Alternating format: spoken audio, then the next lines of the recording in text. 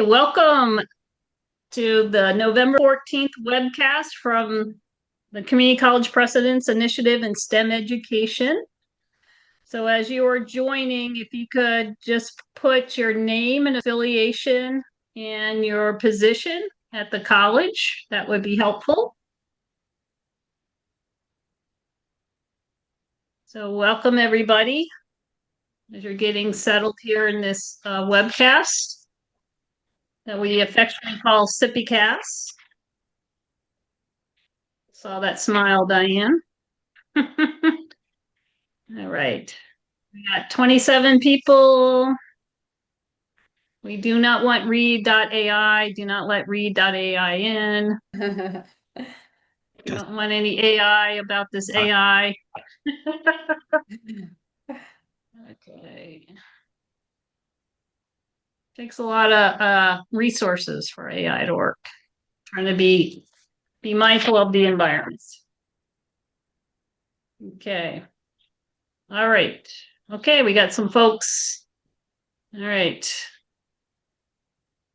If you're just joining, please put your name and affiliation and your position. If you're a faculty member, welcome Dave, welcome Ellie. We got David Baker, Dr. Z from Delta College in Michigan, I believe. Chemistry, right up your alley. Chemist, got a chemist on the line here. Okay, we got some more folks coming in. All right, I'm gonna get started. Madeline's here. She's our freelance writer. She does a lot of good stuff. So check out our President's Press. Madeline writes that for us. Okay, I'm gonna officially kick us off now. So welcome to today's CCPI-STEM webcast entitled The AI Excellence Institute at Sinclair Community College, which is part 4 in our AI and STEM education series. My name is Dr. Elizabeth Hawthorne, co-PI of the Community College President's Initiative in STEM Education, or CCPI-STEM for short. It is my pleasure to serve as today's CCPI-Cast moderator. This webcast is being recorded for placement on our website at ccipi-stem.org, along with our other 19 CCPI-Cast episodes. The presentation slides and recordings for all episodes are available from our website. Today's slides are already online. The recording will be available in a week to 10 days. Be sure to check back then. Again, I'm just going to repeat, while we are waiting to get started, please make sure your audio is muted, and please type in the Zoom box your name, affiliation if you are a faculty administrator, for example, a dean or vice president, or a grant writer perhaps. Also, as you think of them, please type your questions in the Zoom chat box. We will be monitoring them, and we will take all questions at the end of the session, and we will read them aloud for our presenters to answer. Okay, so without further ado, I'm just going to do another little infomercial here about going to this website if you want to look at the slides for today and our other webcasts, which are available as a podcast, audio only. And we are going to be continuing our AI and STEM education series. It's been very popular. So we will be continuing that next year, February, March, and April. So stay tuned and keep looking at our website for registration. Okay, so today it is my pleasure to welcome our presenters from Sinclair Community College in Dayton, Ohio. Christopher Prokes is the director of the AI Excellence Institute, and Lindsay Tate is the associate director for the AI Excellence Institute. And again, I will be moderating it. And I'm a retired professor of computer science and cybersecurity from Union College in New Jersey, and also a co-PI of this project. Okay, so we'll go through the AI Excellence Institute, put your questions along the way in the chat, and then we'll have a Q&A session, and then we'll launch a poll at the end.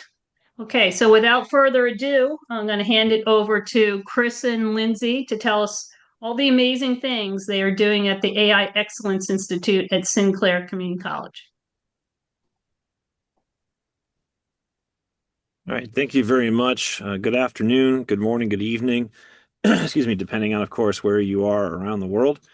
As Dr. Hawthorne mentioned, I'm Chris Prokes. I'm the director of the AI Institute, and Lindsay Tate is my associate director. I'll have um, her introduce herself. Please, Lindsay. Oh, good afternoon, everyone. And as Chris mentioned, good morning or good evening. I'm the Associate Director of Partnerships for the AI Excellence Institute. What we're talking about today here in this webcast is Sinclair's AI Excellence Institute, and this is a fairly large initiative, as you may imagine, that we've embarked upon. And I'm going to go ahead and unshare real quick here. I'll get right back to it. I've noticed something I need to quickly adjust, but we're going to share with you today all of the wonderful stuff that we've done, kind of how we got to this point, and then some of our programming moving forward. And so I'm sure there'll be plenty of questions, but we hope that this time is informative above all. So if I could get my technology brain wrapped around here, I could get us reshared. Blame the guy with the degree in ed tech. There we go. I should have had a joke ready, Chris, an No. AI joke. No, an AI joke, exactly. Maybe this is something that should be replacing me. So, anyway, without further ado, So I'd like for you to take just a second and read this quote. This is a quote from the former CEO of IBM.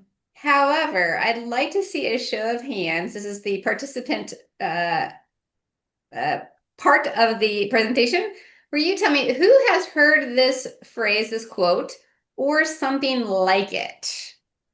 So just give me a little thumbs up, a little handshake, a little something to say. Who has heard something similar? Oh, look at all those thumbs up. Look at all the thumbs. Look at all the thumbs. So you all know this. We know this. And I just heard it again repeated by Mark Cuban today on a little video. AI will not replace humans, but those who use AI will replace those who don't. So that is something we do believe in. And we firmly believe that we want to ensure that our faculty, staff, students, and the community have the tools that they need to be successful. I saw something in the chat and you said, you don't agree with it. That's okay. So we are here just to have a discussion about AI. Every place, every person has their own opinion on where they are in their certain places, and that is okay. What we believe as an institution is that it is where, well, we're going to start using it in the future. And so we need to be prepared. I think it goes without saying how much AI has had an impact on higher ed. This is 10 simple ways that I just really kind of put out there as the first 10 things that came into my head. But really, there's countless other ones. We could probably name 100, if not several hundred, of the ways AI is going to have an impact on higher education moving forward. Some of these have already happened, some are about there. Interestingly, after this webcast, I'm actually speaking to a financial aid group on those two that you see right there on the top left about personalized learning and administrative efficiency, among some other topics. All of these things are actually opportunities in the way that we view them in the AI Institute. Anywhere from being able to tailor educational content to pace individual student needs and supporting differentiated instruction as part of personalized learning, all the way down to preparing students under future workforce alignment for an AI-driven industry future by reshaping the way that we think about skills requirements and learning objectives. Interestingly, we look at the labor data, and there's going to be a significant labor shortage moving forward because the generation of individuals that are underneath baby boomers, the Gen Xers, the millennials, the Gen Yers, there's less of them than there were of any other generation. And so jobs that we have are going to enter a really interesting period of flux where we may not have enough folks to fill them. But that's where AI can do some of the job replacement, not taking away from anything that people really need to be doing, but making jobs more efficient or getting rid of some of those entry level type things or those basic jobs that can be replaced with technology, so long as we consider the fact that it's going to displace people and cause a lot of disruption. And obviously, we hope that doesn't happen for anyone in a very severe case, but it is something for us to think about, especially going back to the quote about those who use AI will replace those who don't. To give you some background here of where this all began, we actually have to go back to this idea that AI was, for lack of a better term, a thing. Several years ago, the president of our college, Dr. Steve Johnson, gathered several of his leaders into the room and said, "So what are we doing for this AI thing?" And everyone kind of looked at him and said, "Well, what do you mean? I mean, it's not one little thing. It's a massive thing. We have to be quite strategic." And like any good institution of higher education, we started to take that initial impetus from the college leadership and we started to basically go with it. We looked at this as an opportunity to say, what can Sinclair do for the community while falling under our mission and values? Our mission statement is very simple. It's find the need and endeavor to meet it. So instead of waiting to be reactive in our region, we tend to be proactive. So back in 2023, this was really the first emphasis we had on creating an institutional wide path or plan for AI. The AI Institute was originally not the AI Institute. It was originally the AI Action Committee, which was sponsored by Dr. Christina Amato, who's the dean of our e-learning division, and our CTL director, our Center for Teaching and Learning director at the time, who was Dare Arnold. They chaired a committee that was comprised of faculty from all four of our academic divisions, which are business and public services, liberal arts and communication and social sciences, STEM, and health sciences, as well as staff from our library, who tend to be the research-focused folks at Sinclair, and then 3 e-learning division staff who helped oversee this from a technology standpoint. This group had 3 main purposes or charges. The first one was to assess the opportunities and challenges posed by Gen AI. So we think, yes, there are lots of opportunities, but we know that there are challenges and we want to make sure we are addressing those as well. The second was to provide guidance to campus leadership and the whole community on the responsible use of this technology. The key word here being responsible use. How are we going to manage this? And the third one was to formulate a vision and then recommendations so we can learn how can we position Sinclair as a leader in the ethical, legal, secure, accessible, and transparent application of Gen AI, because they are going to be huge. So I'm just going to give you a moment if you'd like to scan our QR code here. You can actually see the full report. And it will outline all the things that the committee came up with. So I'll just give you just a second if you want to do that. While we're waiting, Lindsay, would you be willing to share your slides so we'll be able to post them up on the SIPI website? Absolutely. I sent those to you actually right before I saw your email, so they should be in your inbox. Perfect. Thank you. Can we post the link here? Chris, let me see. I can do that. Can you do that? Thank you. Wonderful. He's going to post that in the chat. So from the report, if you just want to have kind of a high overview, there are 6 recommendations. The first one is to invest in AI training and professional development for college employees. That includes our faculty and our staff. We really want to focus on faculty knowing about AI so that they can use it, but then also teach students how to use it, because we believe that is important. The next one is to establish and communicate clear academic guidelines and policies. We know that a lot of people on campus don't like AI. They don't want students to use it. They're afraid of students using it because they're afraid they're going to be cheating, while others are embracing it and saying, use it on your phone, use it on assignment. So we have a wide spectrum of how our faculty want to use it. So it was important to create those guidelines and policies while also giving faculty the autonomy to run their class how they want to run it. The third one was to develop curriculum and learning opportunities for students. Again, that's one of our main objectives, and that is both in the classroom and outside of the classroom. So we are connecting with different organizations on campus to provide programming so that students aren't dependent on just their faculty and their specific discipline to teach them the AI skills that they need. Number 4 was to invest in AI technology. We all know it's not cheap. So we have gotten some quotes about how we can adopt a particular platform for our whole campus community, and it is not cheap. So we need to figure out, well, what's worth it, what's not worth it, what's going to give us the best ROI on that, and making the best skill set for our students, faculty, and staff. Number 5 was to develop privacy and security policies and protocol. We've probably all used some type of free version of an AI platform. And if anybody is like me, you're kind of like, Did I say the wrong thing? Did I put the wrong information in there? Is it now training the models on what I said? And honestly, even with the paid version that we have, it makes me a little nervous when I put information in there. Anybody else like that? Just a little? Probably. So we totally get it. And we want to make sure that everyone feels comfortable with knowing what they can put in and what they shouldn't be putting in. The sixth one is to engage key stakeholders. So when we think about stakeholders, it is a broad definition.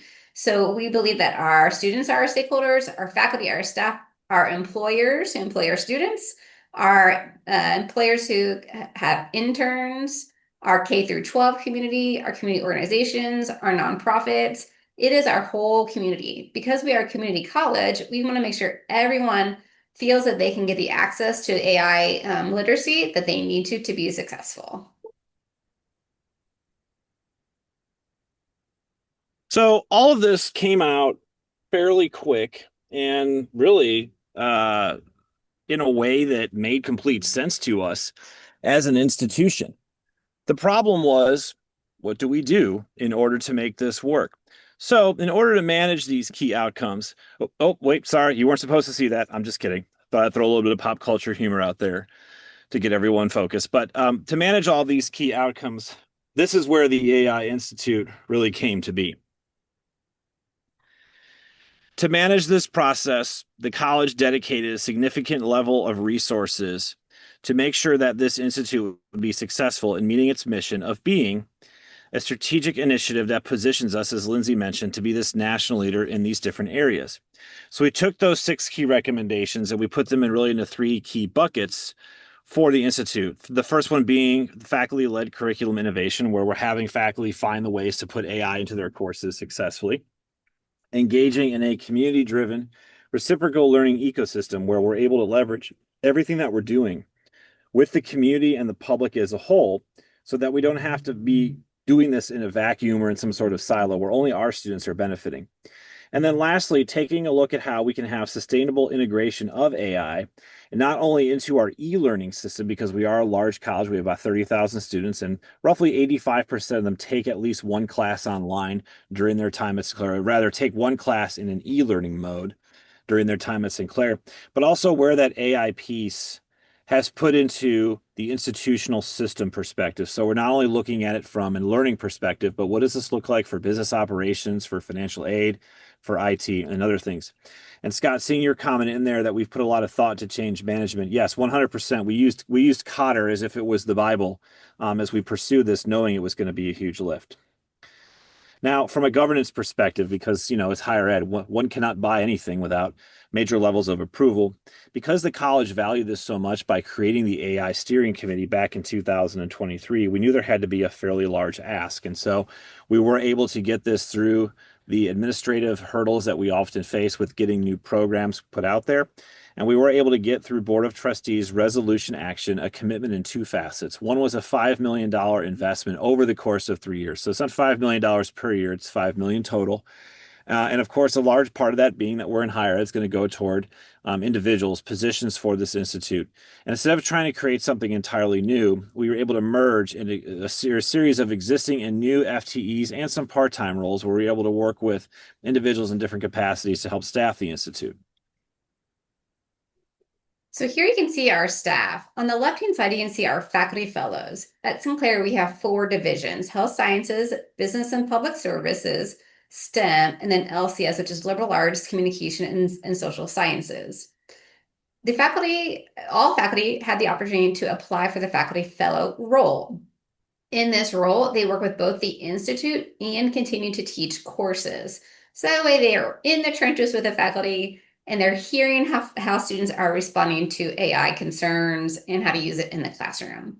Our faculty fellows do a wonderful job of doing meetings with faculty, deans, students, and doing workshops to make sure that people feel comfortable utilizing AI in the classroom. On the staff side, you've already met Chris and myself. We also have a data analyst and research specialist, and one of her key roles is to do surveys. So we have surveyed students, staff, and chairs to see how they are feeling about AI, and then we compared them to how they were feeling in 2023. Somebody mentioned about the change management process. And yes, in fact, we asked questions strategically to know where they were on the change management curve. So that way, when we assess again in a couple of years, we can see if we've moved the needle at all past kind of like the afraid stage and into more the adaptation stage and implementation stage. We do have 2 instructional designers as well, and they will help us incorporate AI into our learning management system, which we are changing from as well this year to next year. And so they do have a big, heavy lift into using AI on their online platforms. And then we do have a learning design specialist, Julie, who helps not only with the staff side, but also the faculty side in regards to developing that learning.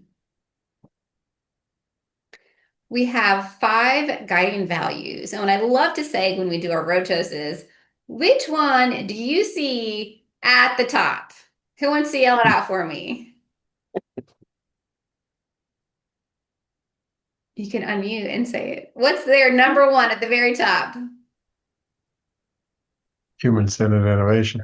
Human-centered. Thank you, Dr. Clayville. Human-centered.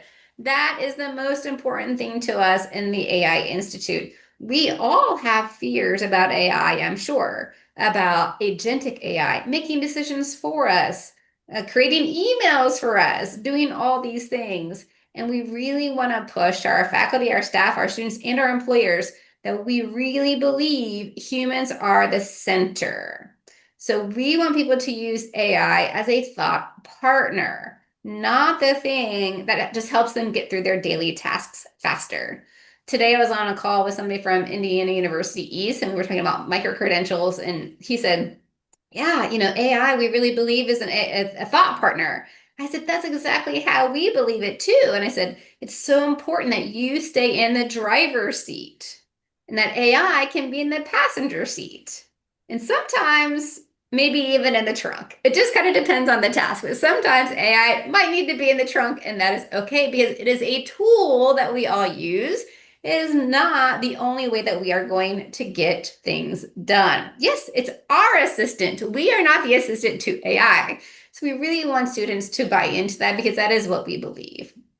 We also believe in using it ethically, and that kind of goes along with our idea about using it responsibly in the classroom. If you are just copying and pasting to do your assignments, you are not learning and you're not doing it in an ethical way. Again, we want students to learn so that we can contribute to our society.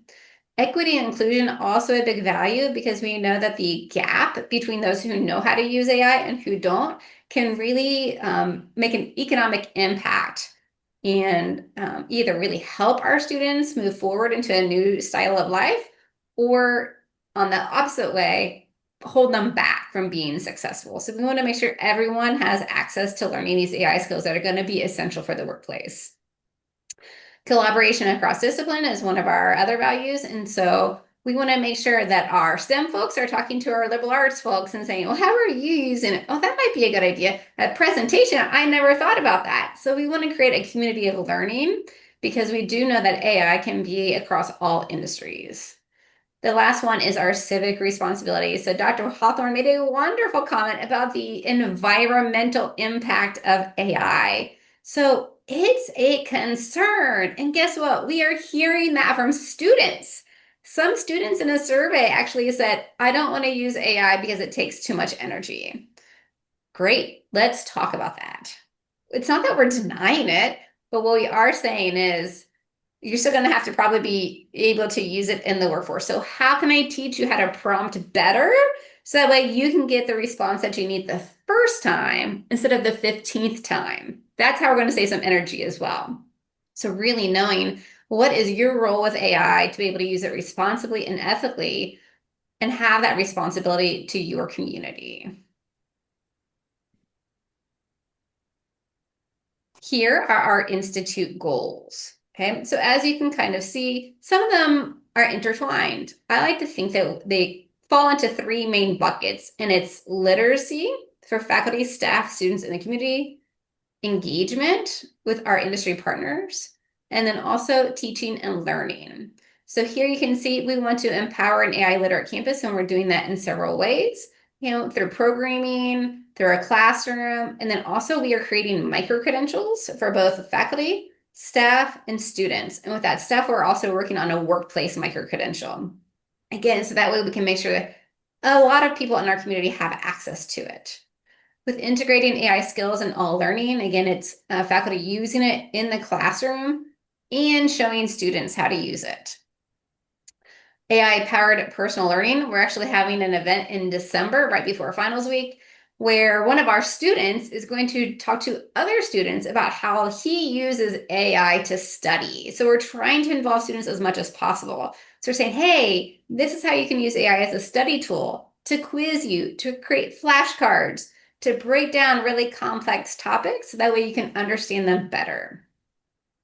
With faculty and staff AI competency development, again, we are having the micro-credential, we have learning labs, and we also did a book read, and that is just a few of the things that we are doing to make sure that our faculty and staff feel comfortable.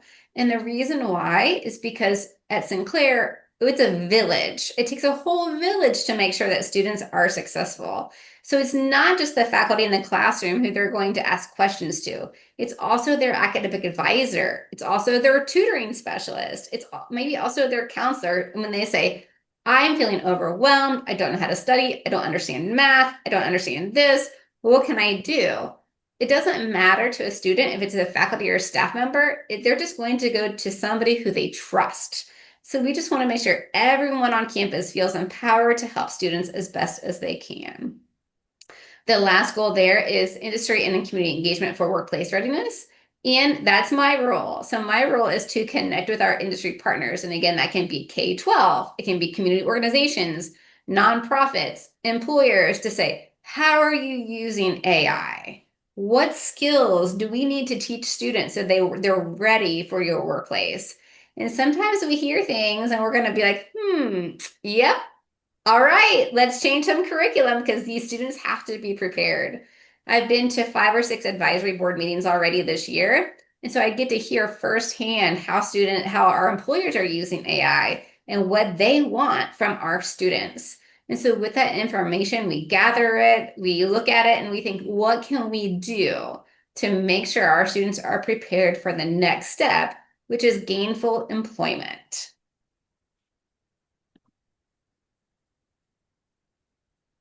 One of the things we often remind ourselves about is that we are in really unusual and uncertain times. We think about the term industrial revolution, and I used to be a social studies teacher, so I'm always going to go for the historical context here.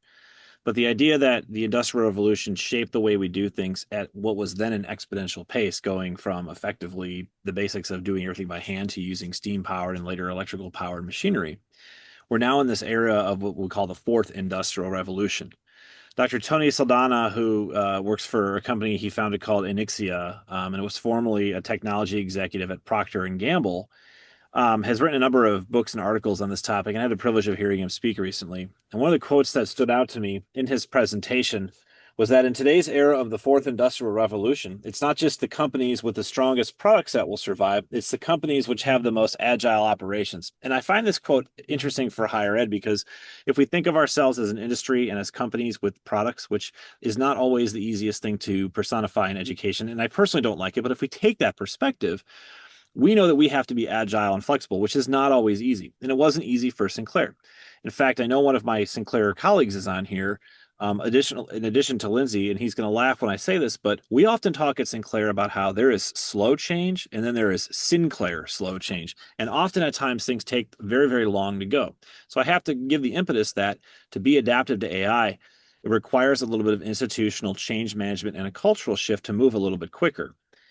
In this vein, taking all of our goals and the main outcomes and objectives that we have for the Institute, we had to move very quickly. And you can see in this first year, our focus is very short, but very, very robust. For example, we had to hire all of those fellows and staff. Now, granted, all of those staff members and fellows were current employees of the college that are kind of on loan to us through release time for faculty and through some what we call dotted line reporting for staff, where they still exist in their home departments, such as instructional design, but they're on loan to us for purposes of the Institute. We had to get all of them hired. We had to get all of them trained.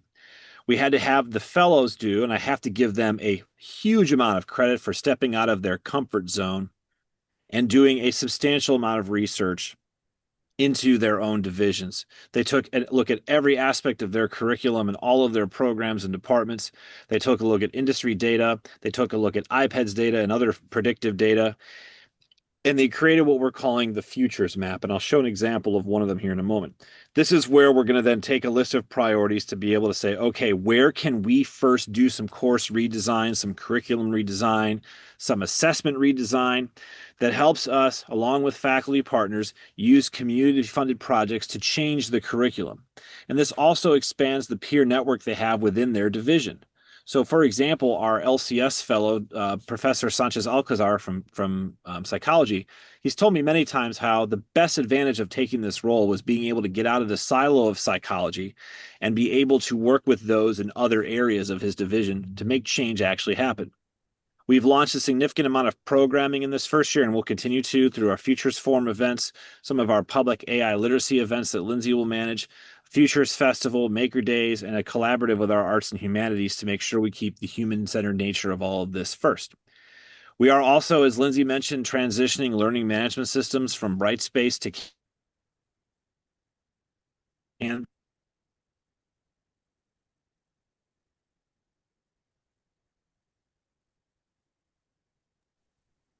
Am I frozen as well? Yeah, I didn't hear Chris. He cut off when you're changing from bright space to.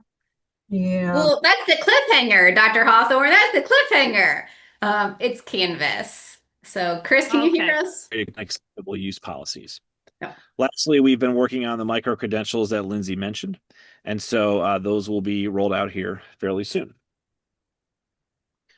We kicked off everything, though, at the beginning of this process in July with an opening retreat. This is at a facility in downtown Dayton. For those who are familiar with Southwest Ohio, we're located about an hour north of Cincinnati, 2 hours east of Indianapolis, and an hour west of Columbus. But we had some individuals from various industries there doing a panel with us. We have some folks in this room from healthcare. We had some folks from K-12, and then the gentleman that's second from the left actually owns a cybersecurity company solely focused on preventing AI-driven cyber attacks. And so hearing these different Perspectives? I bet is what he's saying. Do we get to fill in the blank? Yes, I'm playing a field of like, I'm sure he's saying perspectives were probably very valuable, is probably what he was going to say. Okay. I know he turned off his video to get a little more bandwidth there. Oh. I know he's in Columbus today.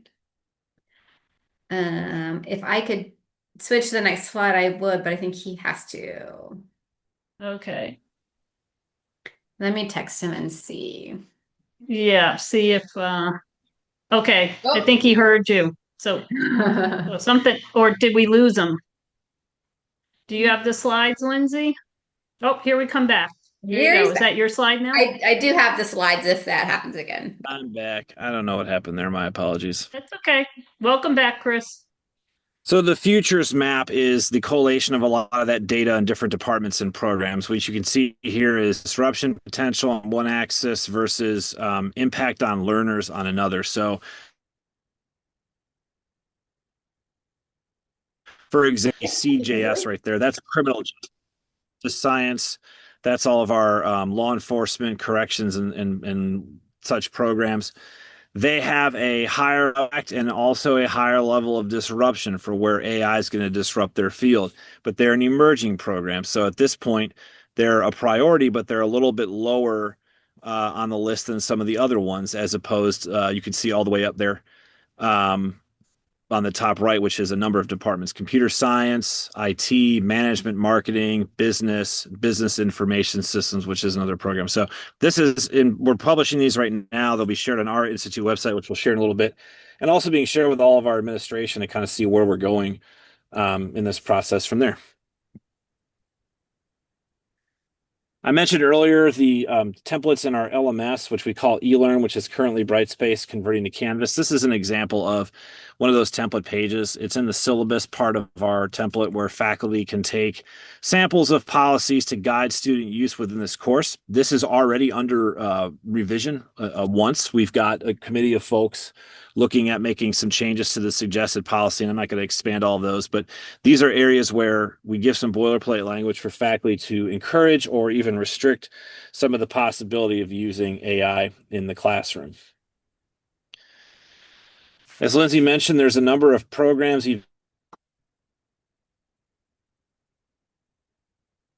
Programs that we love to host on the CTL, which is our Center for Teaching and Learning. Good job. events and You just got a nice service. call out from Carol.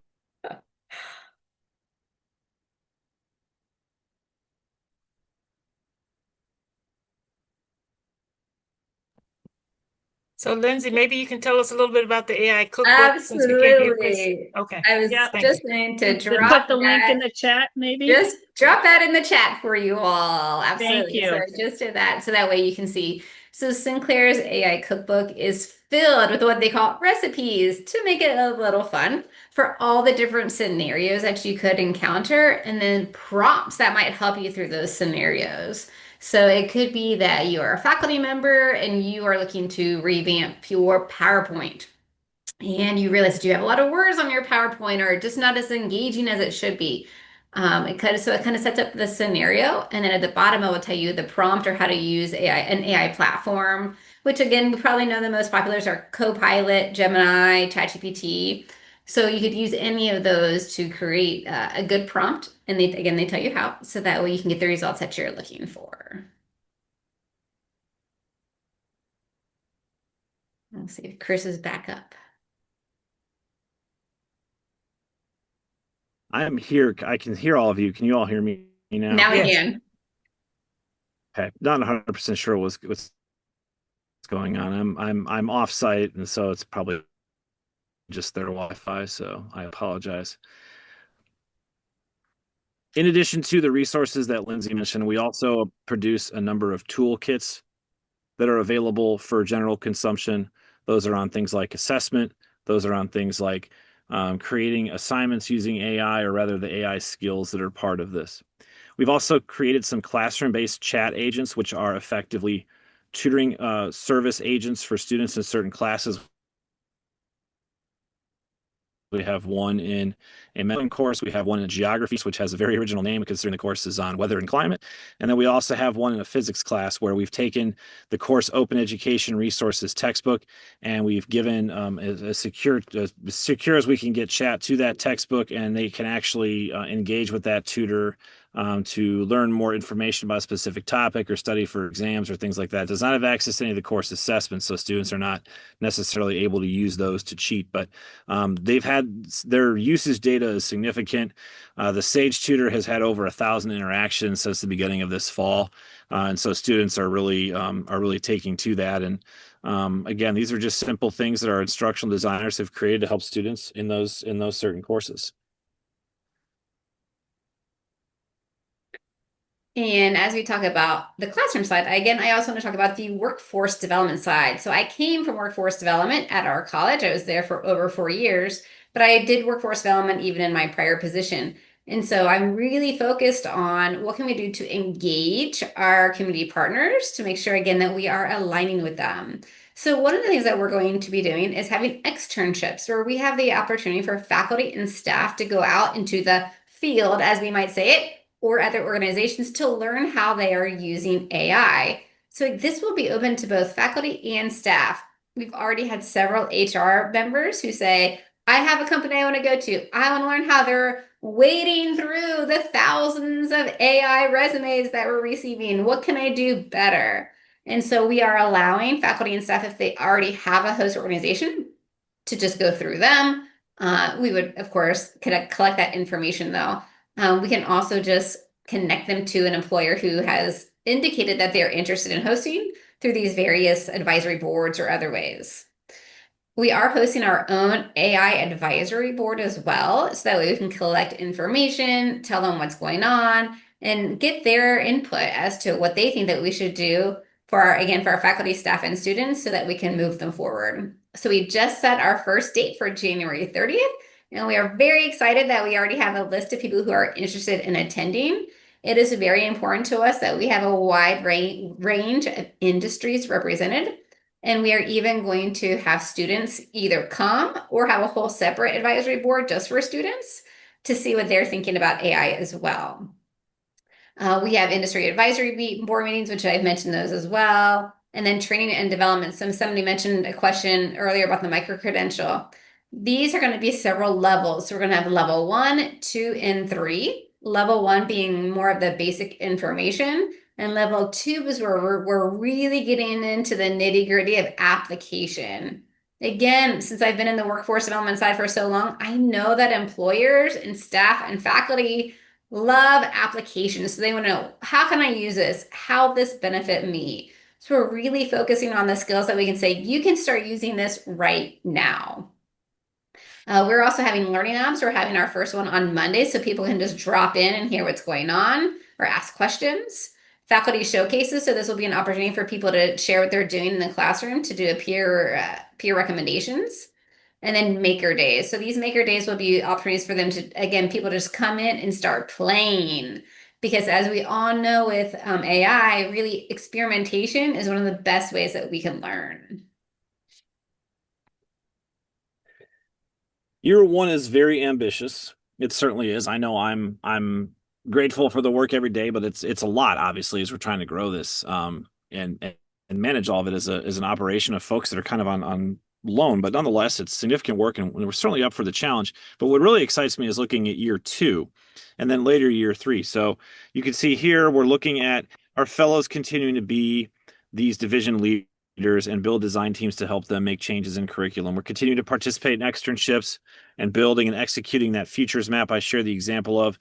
We're leading, we're continuing course redesign, we're integrating all the data and everything that we get from all the events we're hosting to be something that helps us drive future programming and other priorities that we can do, looking at capstone projects and continuing to host these community and campus-based events where folks can come and learn all that they can about AI, and then just making sure that we're taking all the data and the outcomes from things like our micro-credentials and some of our other projects to make sure that we're doing things in a way that continues to support our faculty, our staff, and our students, and our community's needs for AI. Year 3, then, much of the same, focusing on more application of externships, more application of course redesigns, scaling the things that we've done to be bigger, and partnering even with some of your institutions to share this information, whether it's through programming, consulting, pursuit of grants, or other high priority items that can benefit really all parties. And so then we take this in year 3 and go from a 3-year program to how do we sustain this in perpetuity? So there's a lot of plans for years 2 and 3. There's also a lot of unknowns because we don't know specifically where the college is going to go, where society is going to go, where AI is going to go. But nonetheless, this is kind of where we're at in this process to make sure that we are doing what we can for our campus and our community to ensure that AI is an understood tool. It's a tool that's evaluated properly, both for the good and the bad and the concerns that come with it, but realistically, so that everyone has a chance to grow and make those changes in what we do, whether it's curriculum or business operations, and just really kind of go from there. It's a process that has served Sinclair well over the years, and I anticipate going forward it will continue to do that for us. So wrapping this up so we have plenty of time for questions. We do have a website through Sinclair's website. I will tell you the website itself is in the process of revision. So if you visited today, it may look very different down the road, just in design because of that change in vendor, but it is sinclair.edu/AI Institute. And then we do have an email address as well, AI-institute@sinclair.edu. That goes to both of us, actually goes to several of us. So don't hesitate to reach out. We love hearing from folks externally, but at this point, we'll go ahead and stop the slides and yield to questions and anything else from our facilitators. Thank you so much for your time today and for being here. And I, again, apologize for my technical difficulties. No problem, Chris. Oh, go ahead, Lindsay. I wanted to address a question I saw earlier. What was the book? The book is The AI-Driven Leader. It is the one that we are reading. It's not necessarily a higher ed based, but we really liked it because it talks about how AI could be a thought partner. And what we did is we broke it up into 2 parts. So we did part 1 and part 2. We did have 20 copies available, bought through one of our wonderful colleagues who's on the call today. And so 20 people could come and get a free book. Other people just downloaded it. We had 34 people sign up. And again, we're doing 2 sessions, chapters 1 through 7, and then 8 through 14. And really is just a time to discuss and digest and learn from each other. Lindsay, you. could you repeat the title of the book for me, please? It is the Or put it in chat. Yes, or- it's in the chat. Yeah. I believe it's Jeff Woods. But it's called the AI Driven Leader. It is in the chat. Okay, thank you. Thank I you. think we And had again- another. Go ahead, Sylvia. No, I was going to say the other question was, will the micro-credential be for AI literacy? Yeah, so one thing that became very obvious very quick was we had an opportunity to pivot how we'd done some things traditionally in the past, which was to focus on a product and to train to use that product. Instead, we're taking AI and looking at it from a skills, competencies, and literacy perspective. So the skills we're teaching about things like good prompt engineering, evaluating output, ethical use, avoiding bias, things like that are all skills based so that whatever platform or product a student or faculty or staff uses, they have that foundational literacy to use it properly. A good way to think of it that we've been sharing internally is, we're on Zoom right now. You also have Teams where you can have webinars or virtual meetings. You have GoToMeeting. And realistically, when you're using those platforms, you're not learning to use Zoom. You're learning the skills of virtual events and virtual meetings. And so those skills translate across platforms. So we're taking the same approach with the micro-credential. And Katie, your question, right now it will be available internally. Lindsay is going to be leading the project to offer the micro-credential series to external individuals, mostly in the area, but down the road, I certainly anticipate us having it available for broader use. You can fly me out to Hawaii. I'll be glad to deliver it in person. It is no problem at all. Just let me know. Very good. Any other questions? Yes, I have a question. Dave Baker here. I'm curious, Lindsay, you said you're transitioning from Brightspace to Canvas. Is that your thought? Is that driven by you, or is it driven by AI as a thought partner there? Is it easier with Canvas? I'm just curious because that's a big ask. I'm gonna let Chris take that one. So our switching of the LMS platform, so that's a separate project, but we've obviously integrated and linked up with them.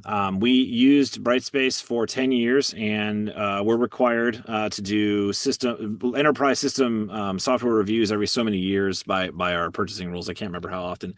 So we did the LMS review and determined in that process that a change was necessary for a number of reasons. AI was not really one of them. It came down to reasons you might have experienced yourselves: accessibility, cost, scaling, system vendors and such. And the decision was made through a large committee to change to Canvas. Once that decision was made, we certainly pursued working with them, since it's part of our e-learning division as well. And we're working with them on how we can better infuse the AI options or infuse our own in there. Had we stayed with Brightspace, we would have done the same thing. Okay, I'm just curious because I know that Brightspace has now got the Lumi Pro, which is kind of an embedded sort of AI, and I'm just curious if Canvas has the same thing.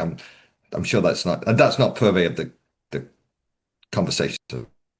Sure. Any other questions? If not, I have a few. Any other questions out there? I have a question. This is Horatio Salinas, Loreto College. I love the presentation. I really love the idea of creating those tutors per discipline, per subject. Just wanted to get an idea as to how you created those tutors. One of the things that I do for my history class is that I engage with my students by actually dialoguing with a particular historical figure with, let's say, ChatGPT, and going back and forth about some of the things that were going on at that particular time. And it's fascinating because it's pretty accurate, and I can correct it when it isn't. But anyway, I would love to get your idea, your feedback on creating that tutor. Love it. Thank you. Sure. So that was done. Our division does have a paid pro account to ChatGPT. You can create an agent that's basically set up through one of their agent templates to be kind of a tutor chatbot. You have to provide the information similar to how you'd program like a knowledge base for IT support. We have an instructional designer who just got super into it and has created those. It combines the course content and the open education resources textbook. No assessments or anything that way. It's not, something you can ask for answers. And we've told it, don't give this type of information or whatnot.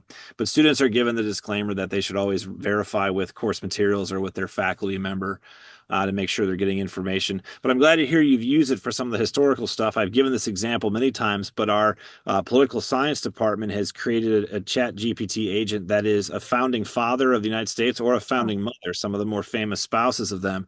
And they do a role play activity. And the activity isn't so much to learn about that era as much as it is to discuss whether or not that information was accurate and to make corrections about it. So we're getting the historical context, but also the AI literacy skill of evaluating output and avoiding bias. And it's been very popular with students thus far. Great. Any other questions? I have a question. I was wondering what you're hearing from your employers that you're talking to with regards to the AI competencies that they're expecting from two-year college graduates. Yeah, so when I talk to employers, they basically say, I don't care if students use it for English classes. I just need them to be able to use it in the job. And so our faculty sometimes have a hard time with that because they feel like, but they're not learning the process of it. But usually in most jobs, you don't create, 5-paragraph essays in your work. And so what they want to know is, can they prompt? Do they know how to use it? Can they be more productive? Can they be more efficient? Can they know when an output is not correct? So they're really focused more on the end part of AI and being able to use it versus like the transition into using it for school versus work. So Okay. just to follow up on that, Lindsay, which industries are you finding are at the forefront of asking for workplace skills in AI? Definitely STEM and our IT areas are ahead of the game, typically. Any other questions? So there was another question just posted, Katie.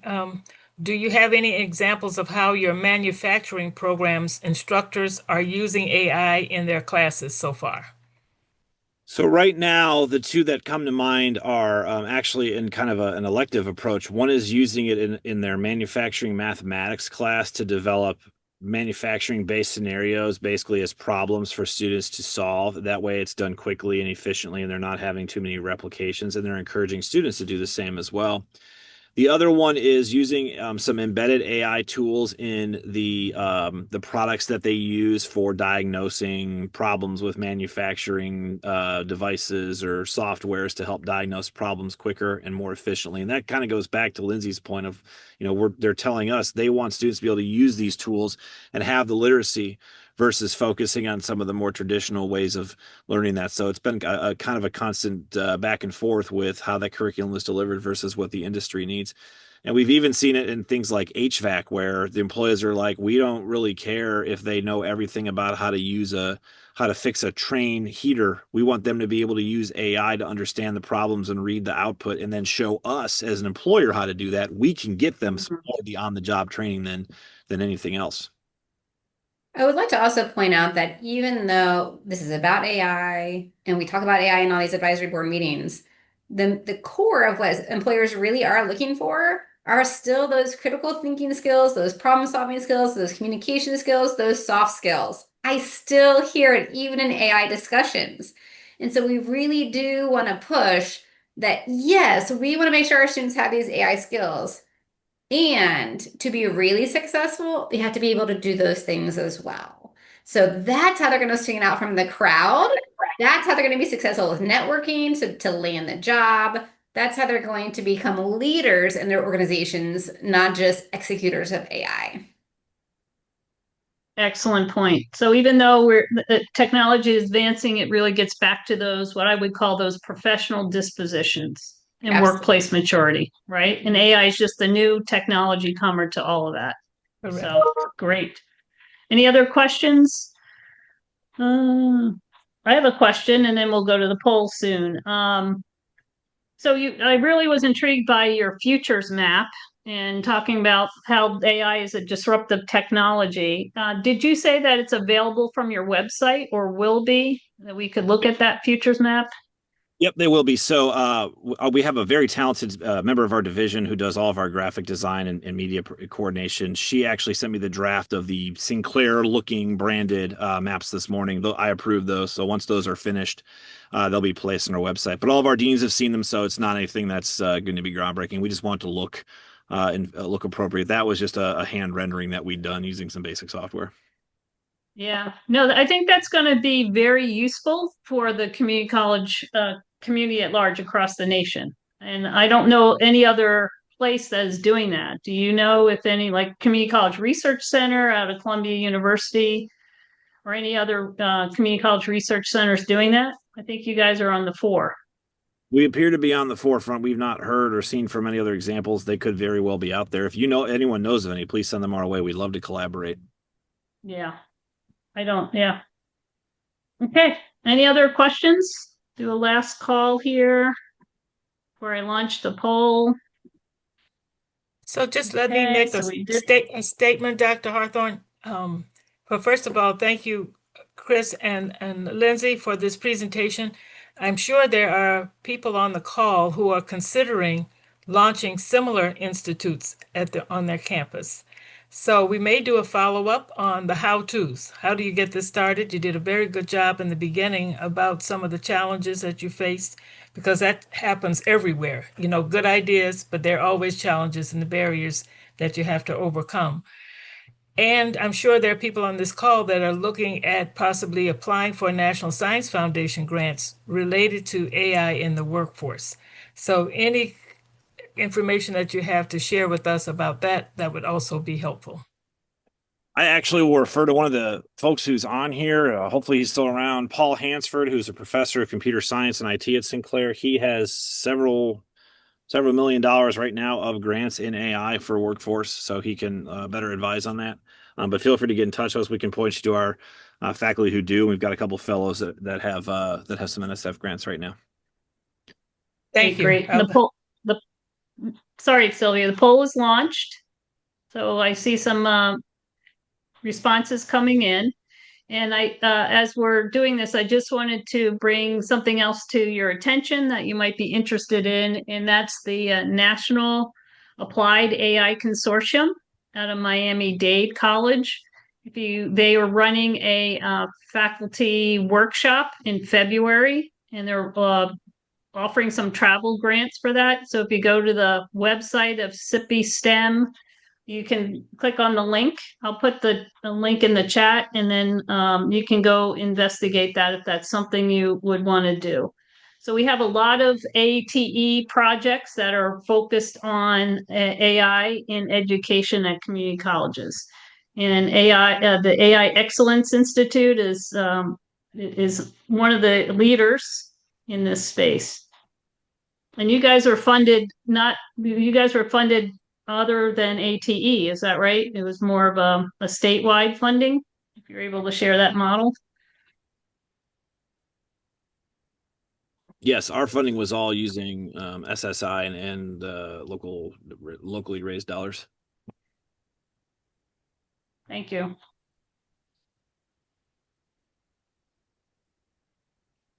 I'm putting the link in the chat, cpstem.org, and then right in the homepage on the right side, you can see the travel scholarship to the National Applied AI Consortium workshop at Miami-Dade. Everybody wants to go to Florida, right? Miami-Dade College in Florida in February, right? Cold in Ohio and Pennsylvania, right? Where I am in Pennsylvania. So if you're interested in that, we got some responses coming in. It's looking good. Lindsay and Chris, you're 88% five out of five. So you guys have done this before, huh? Excellent.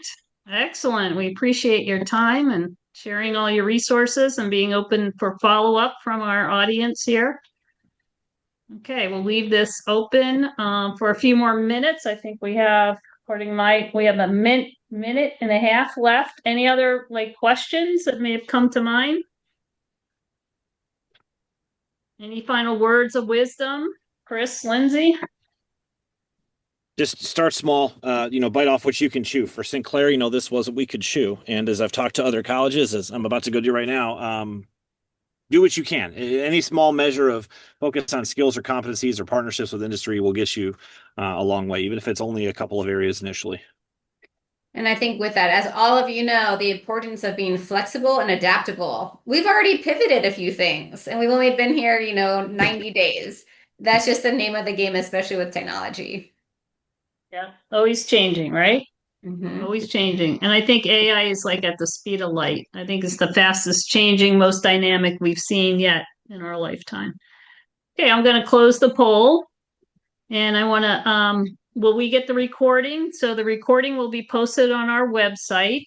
Let me give you that in the chat. And that should be ready in about a week to 10 days. What we do is we send it to our video editor and he puts our branding on there. So if you go to that link I just put in the chat, you can see all other episodes that have the slides. And I'll post the slides from Lindsay and Chris out there too. I have those. And I'll post the link to the free AI book from Bavina. So you'll have a lot of resources out there. So we don't necessarily send you the recording, but you can go out and get it. Okay. All right. With that, I will wish everybody a wonderful weekend and thank you again. And come back and see us in February. We'll have part 5, I guess, of the CCPI-STEM AI series. Thank you again, Chris and Lindsay. Thank you so much for having us. Thank you. Bye-bye. Thanks everybody for joining us.